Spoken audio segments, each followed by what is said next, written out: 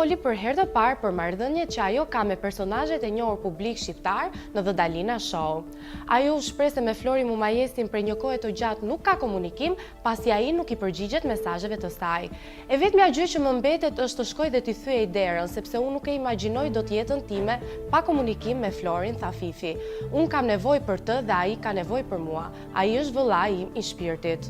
Me Donald Veshan ajo tha se marrëdhënia ishte rregulluar, por nuk e fsheu në asnjë moment se ishte mërzitur kur Donaldi në formë shakaje vendosi lule në vendin ku Fifi i kishte rënë të fikët. Me Ariola Demirin situata mbetet e paqartë. Fifi tha se nuk e kam kuptuar kurrë arsye se pse Ariola më bëri blok, mbase lidhet me faktin që unë dola publikisht në mbështetje të Donaldit, por ende nuk jam e sigurt, tha ajo.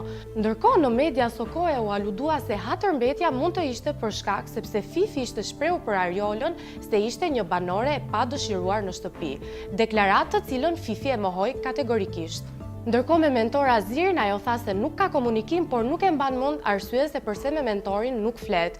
Por nga një hulumtim u vure se mentori kur Fifi ishte pjesëmarrëse në Këngën Magjike ishte shprehur për performancën e saj si performanca më e dobët e atij viti dhe se kishte sonatura të njëpasnjëshme.